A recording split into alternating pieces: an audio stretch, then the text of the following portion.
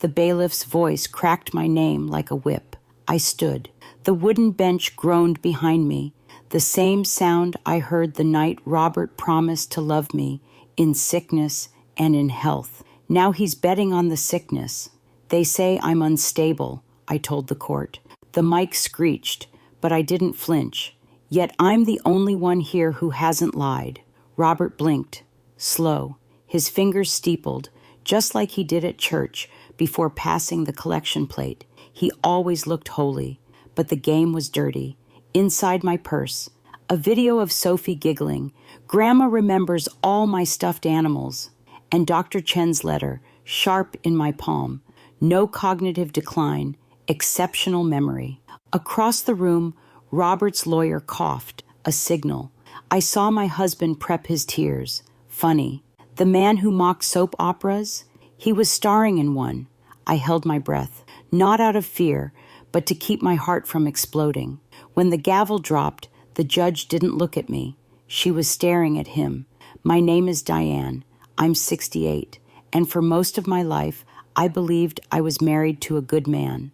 Robert wasn't just charming. He had gravity. He could make a courtroom laugh and then deliver a eulogy that left everyone in tears. People loved him. I loved him. We shared 40 years, 40 birthdays, 40 Christmases. We raised a daughter. We buried my mother. We got through 3 layoffs, 2 mortgages, and 1 cancer scare. I gave him everything, and never once imagined he'd try to take my granddaughter from me. When our daughter passed, everything changed. Custody got complicated. Sophie, my bright, messy, peanut butter-scented little world, became the center of something cold. She used to crawl into my lap mid-sentence and ask if unicorns could vote. She believed I could fix anything. I wasn't going to let the courts teach her otherwise. Robert said he just wanted stability. But one night I overheard him say something else. She's old, emotional. If we push hard enough, they'll declare her unfit. I wanted to believe it was grief talking. But then came the Facebook post, a picture of Sophie and me I never approved. The caption, "Pray for Grandma. She's not well. We're doing what's best for Sophie." That's when it clicked. He wasn't mourning. He was laying a trap. I wasn't fighting out of pride. I was fighting for the only piece of my daughter I had left. And Robert, he'd forgotten one thing. If you corner a woman who's buried her child, you better pray she stays quiet. But I wasn't going to. I thought that Facebook post would be the low point. It wasn't. A week later, I sat across from Robert's attorney in a gray conference room that smelled like burnt coffee and old paper. He smiled like we were old friends, then slid a manila folder across the table. Inside were screenshots, out-of-context texts, my prescription history, a full list of therapy sessions, grief counseling after our daughter passed. "This paints a very fragile picture," he said. "We're concerned about your emotional stability." Fragile. That word rang in my ears like a warning bell, soft-sounding, but sharp-edged. What Robert had done was calculated. He'd taken my healing process, my journals, my appointments, and weaponized it. One text they used was from the day after the funeral. I'd written to a friend, "Some days I feel like I can't breathe, like maybe I'm going crazy." It wasn't a confession. It was a scream into the void, a moment. Now, it was evidence. But the worst wasn't in the folder. It came from Robert himself. In court, he folded his hands and lowered his voice. "She once called me in the middle of the night sobbing, said she couldn't tell if the house was real or a dream. I just want what's best for Sophie." It sounded honest, measured, like he was protecting her from me. But here's the truth. That night, I was in the laundry room, still in my robe, holding a pile of unfolded towels like it was a life raft. I wasn't delusional. I was drowning in silence. And he didn't pick up. Still, the courtroom leaned his way. People looked at me differently, not like a mother, not like a grandmother, but like a story he'd written, grieving, unstable, unfit. But while Robert was staging scenes, I was building my own case, quietly, deliberately, medical records, video calls with Sophie, character references, doctor's notes. I wasn't going to cry or beg or plead for space in my granddaughter's life. I was going to tear down the version of me he invented. And I wasn't going to do it with emotion. I was going to do it with evidence. I didn't yell. I didn't threaten. I didn't call him out on Facebook or beg him to stop. I just got quiet. Because sometimes silence isn't surrender. It's strategy. Every night after Sophie went to bed, I'd sit at the dining table, same spot where we used to cut her pancakes into heart shapes, and I'd start building my case. No drama, no outbursts, just method. I gathered my medical records, every physical, every cognitive evaluation I'd had in the past 5 years. I requested letters from my doctors, my therapist, even the pharmacist who saw me twice a month and always asked about Sophie. I backed up videos, me teaching Sophie how to make lemon bars, her spelling contest win, that rainy Tuesday when she whispered, "I want to stay with you, Grandma, forever." I recorded voice memos, wrote timestamps, cataloged everything, and I didn't do it to win a fight. I did it because I was tired of people writing my story for me. Let them say I was emotional. Let them say I was fragile. I had proof I was present, engaged, capable, and slowly my folder grew thicker than his. The night before I took the stand, I didn't sleep, not because I was afraid of what they'd say, but because I knew what I was about to show. At 2 a.m., I stood in the kitchen, staring at the fridge.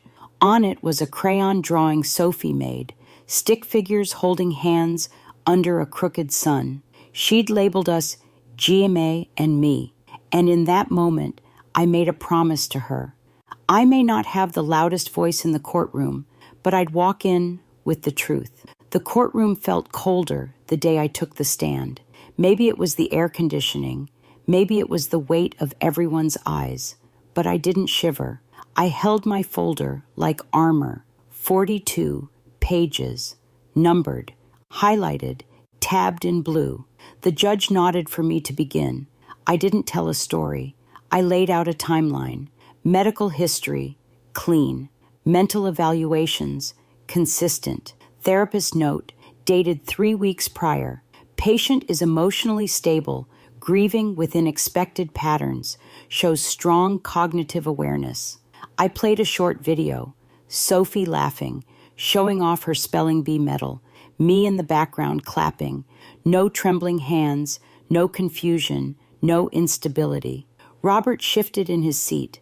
I read aloud a message from Sophie's teacher. Sophie feels safe and supported by her grandmother.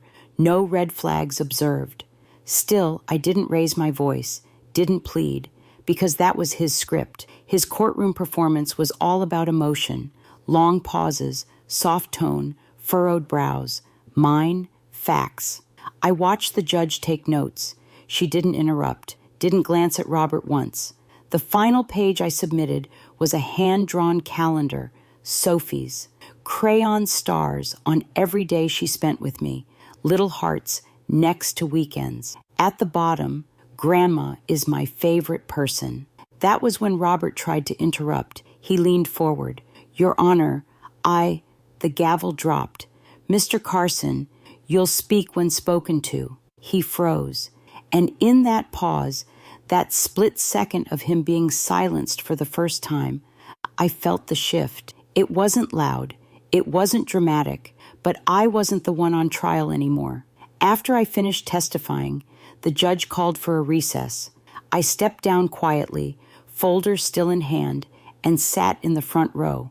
My heart was steady, but my fingers wouldn't stop tapping. Then Robert took the stand. His lawyer straightened his tie, like a stage manager, giving final notes to the lead actor. And right on cue, Robert began to cry. It started small, a tight jaw, a slow blink, then the voice crack. I never wanted this. I just wanted what's best for Sophie. He reached for a tissue, but not too quickly. Let the camera, courtroom, see the trembling hand. I watched jurors lean in. Even the bailiff looked uncomfortable. People love a man who cries for his family. And for a split second, I felt myself falter, because once upon a time, I believed those tears too. He spoke of our marriage, of nights holding me when I grieved, of being worried when I seemed lost in thought too long. Every line crafted to seem like compassion, but edged with accusation. I wasn't trying to take Sophie away, he said. I was trying to keep her safe. There it was, the weaponized plea. The tears weren't for Sophie, they were for sympathy. But I didn't blink, because I knew something he didn't. The judge had already seen the folder, already read the evaluations, watched the videos. He was performing in a courtroom that had already changed shape. Still, he pushed. I worry she's not herself anymore, that she's too emotional to raise a child full-time. He looked toward me then, hoping I'd crack, hoping I'd cry, beg, explode. Instead, I met his eyes, not with fury, but with stillness, the kind that makes people lean back, not in empathy, but in discomfort. Then the judge spoke, clear, controlled, direct. I've heard enough. Robert froze. And in that silence, I saw it. The look of a man who realized the role he'd rehearsed wasn't the one being believed. The judge didn't raise her voice. She didn't need to. Ms. Green has submitted compelling, credible documentation. Her emotional state falls well within normal ranges for bereavement. There is no basis for removing or limiting her visitation with her granddaughter. It wasn't just a win. It was a restoration. I didn't smile. I didn't gloat. But I felt something loosen inside me, like a string I hadn't noticed was wrapped around my lungs had finally snapped. Robert didn't move. His lawyer shuffled papers, but everyone could feel it. The silence of a man who had lost not just a case, but the version of himself he'd spent years selling to the world. One juror, who had leaned in during Robert's testimony, now avoided his eyes. Another woman, who I thought might have been a friend of his, stood and walked out without a word. The room had turned, and it wasn't turning back. The judge continued. This court cautions against further attempts to weaponize emotional grief as a legal strategy. We expect integrity, and we see through theater. Her words hung in the air like incense, quiet but lingering. Robert finally stood. For a second, I thought he might say something, apologize, explain, but he just straightened his tie and walked out. And I was left sitting there, not as the unstable grandmother, but as a woman who had endured, prepared, and prevailed. Sophie wasn't in that courtroom, but later that night, I found a crayon note slipped into my purse from the last weekend she stayed over. I told my bear, "You were the bravest grandma." He agreed. I didn't cry.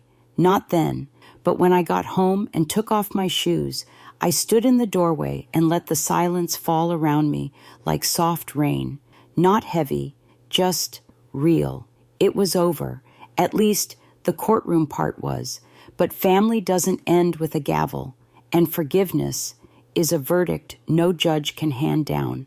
The house was too quiet, not the kind of quiet that feels peaceful, but the kind that makes you aware of your own breathing. The clock in the hallway ticked louder than usual. The fridge hummed like it had something to say. Even the wooden floor creaked under my bare feet, like it remembered the weight of everything I'd just walked through. I sat at the kitchen table, same spot I used to fold permission slips, count pill bottles, and write grocery lists I'd forget to bring. I poured a cup of tea, then didn't drink it. It just sat there, cooling, like I was waiting for something I didn't even want anymore. Winning in court hadn't made the house feel full again. It hadn't erased the silence where my daughter's voice used to be, but it gave me space, a place to start from. There's a strange kind of grief that comes with surviving, when you finally come up for air and realize the shore looks different. I looked at the refrigerator. Sophie's drawing was still there, faded, but holding on. GMA and me, in her blocky 6-year-old handwriting. And suddenly, I didn't feel alone. Not entirely. Not all victories feel like joy. Some feel like breath, just one deep, honest inhale after years of holding it in. That night, I didn't dream about the courtroom. I dreamt of pancakes, of Sophie running barefoot in the hallway, of a future that didn't need to be perfect to be mine. People keep asking me if I've forgiven him, and the truth is, I don't know. Some days, I think maybe I have. Then I hear something, his voice in a memory, or Sophie repeating one of his old jokes, and that old ache stirs again. Not anger, just wait. I used to think forgiveness was like a courtroom verdict. Guilty, not guilty, clean lines, final answers. But it's not. Forgiveness is messier. It's softer. It doesn't arrive like a gavel cracking the silence. It arrives like breath, like warmth, returning to a room that's been cold for too long. Some days, I can sit with the memories and not flinch. Other days, I still close drawers quickly so I don't see his handwriting on old cards. Healing doesn't move in straight lines. It loops, fades, reopens, but it moves. Sophie came over last weekend. We made pancakes. She spilled batter on the floor, and I didn't even blink. She told me I should start dancing again, like I used to. I didn't even remember she knew that about me. Maybe that's where the story continues. Not in the courtroom, not in the quiet, but in the small invitations to live again. If you've made it this far in my story, thank you. I don't know if sharing it made me stronger, but it made me seen, and sometimes that's enough. So, have you ever been called unstable when all you were doing was feeling too much in a world that doesn't know how to hold it? I hope you tell your story too. Someone out there needs to hear it.